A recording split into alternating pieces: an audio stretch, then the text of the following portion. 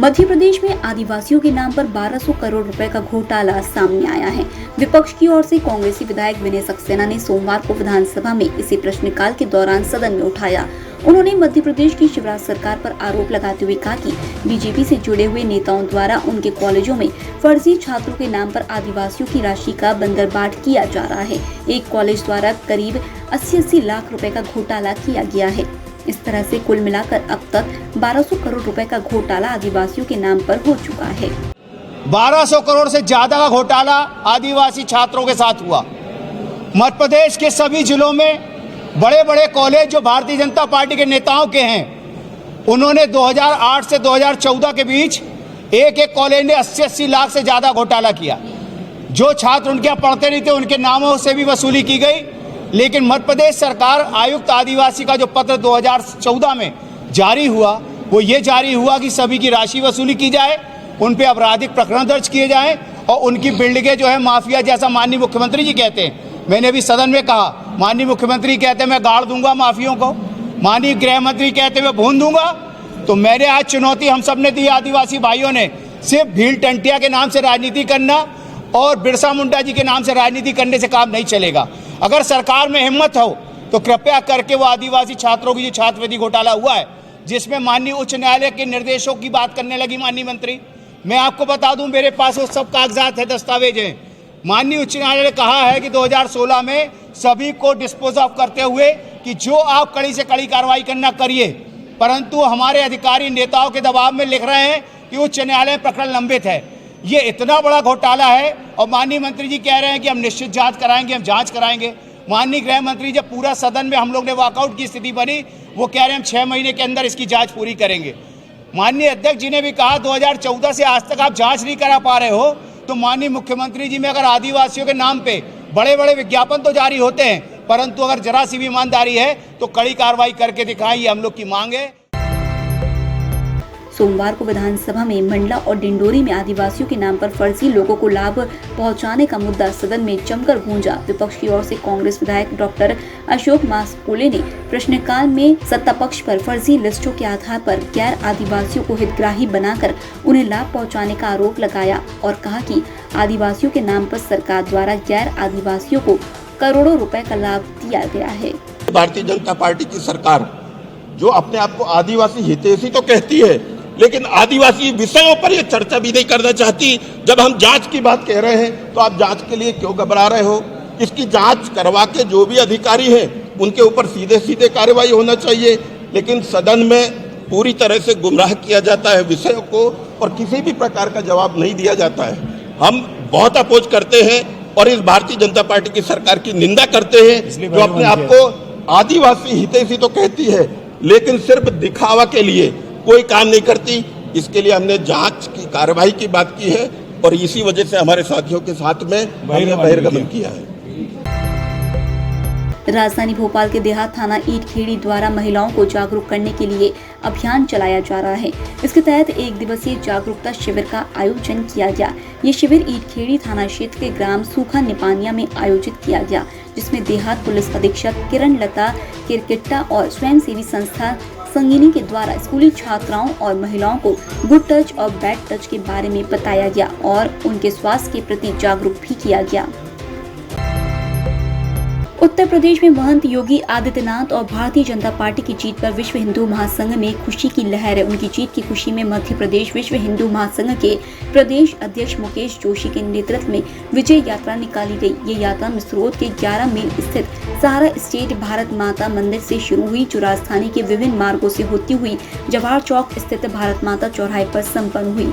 यात्रा के समापन अवसर पर भोपाल से भाजपा सांसद साध्वी प्रज्ञा सिंह ठाकुर भी शामिल हुई। उन्होंने मां भारती की आरती उतारकर योगी आदित्यनाथ को जीत की बधाई एवं शुभकामनाएं दी। गौरतलब है कि विश्व हिंदू महासंघ के राष्ट्रीय अध्यक्ष उत्तर प्रदेश के मुख्यमंत्री योगी आदित्यनाथ हैं। हमारे जो मध्य प्रदेश के अंदर जो हमारी कार्यकारिणी काम करती है, हमारे पदाधिकारी काम करते हैं, तो वो हमारे विश्व हिंदू महासंघ के राष्ट्रीय अध्यक्ष हैं, तो हम उनकी सपोर्ट में। और बात उत्तर प्रदेश के सीएम की नहीं है, योगी आदित्यनाथ जी महाराज जी जो है उनके पूरे पूरे भारत के अंदर डंका बजता है महाराज जी का।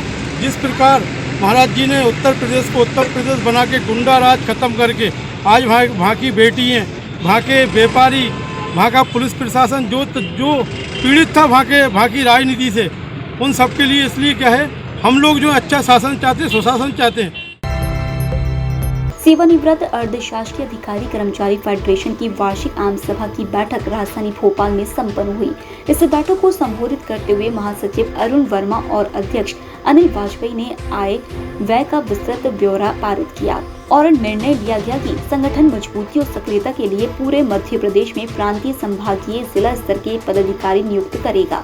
आम सभा की बैठक में सभी पदाधिकारियों ने एक स्वर से हायर पेंशन की मांग की।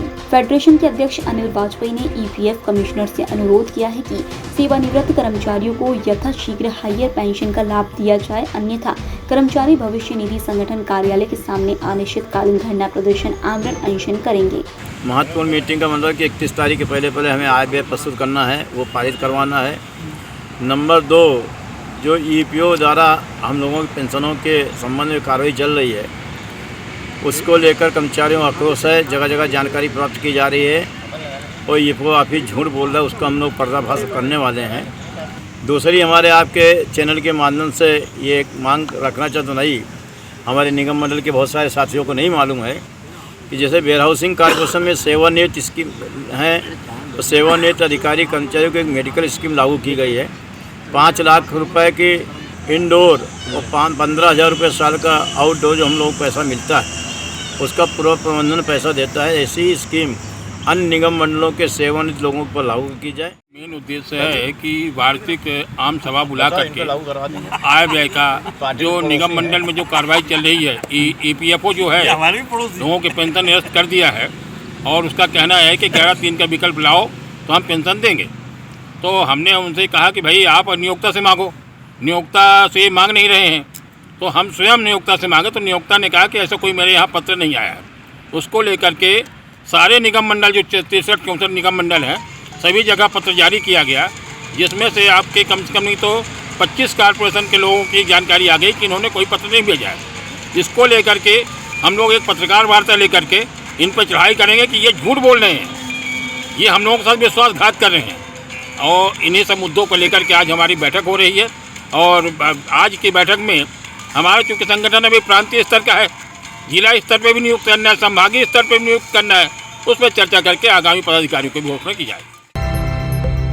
Ideal society of interior designer Bhopal द्वारा राजधानी भोपाल में 4 दिवसीय प्रदर्शनी का आयोजन किया गया। ये प्रदर्शनी 11 मार्च से शुरू होकर 14 मार्च तक चली, जिसमें मध्य प्रदेश सहित देश के अन्य राज्यों से आए हुए इंटीरियर डिजाइनरों ने हिस्सा लिया। वहीं इस शानदार आयोजन में प्रदेश कांग्रेस प्रवक्ता मुनव्वर कौसर मुख्य अतिथि के रूप में शामिल हुए। उन्होंने प्रदर्शनी में पहुंचकर वहां लगी दुकानों को देखा और कार्यक्रम में हिस्सा लेते हुए लोगों को पुरस्कृत भी किया। मेरे बड़े भाई हैं कुलशेष जी, ये आपकी ही पूरी मेहनत और लगन और शौक़ दोनों हैं, जो भोपाल वालों को एक नई चीज़ देना चाहते हैं और दिखाना चाहते हैं कि आज इंटीरियर में और मकान निर्माण में क्या नई नई चीज़ें आई हैं, उसको आपने इंट्रोड्यूस करवाया है ताकि लोग भोपाल के में अवेयरनेस आए, देखें कि घरों में क्या क्या इंटीरियर हो रहा है, आज दुनिया कहाँ से कहाँ जा रही है। इसलिए आपने ये पूरी प्रदर्शनी लगाई है, तो उसमें मुझे आने का सौभाग्य प्राप्त हुआ और पुलिस साहब जी का मैं धन्यवाद देता हूँ कि आपने मुझे बुलाया और इस योग समझा। EMS टीवी के YouTube चैनल को सब्सक्राइब करें और बेल आइकन दबाएं, साथ ही EMS न्यूज़ ऐप डाउनलोड करें।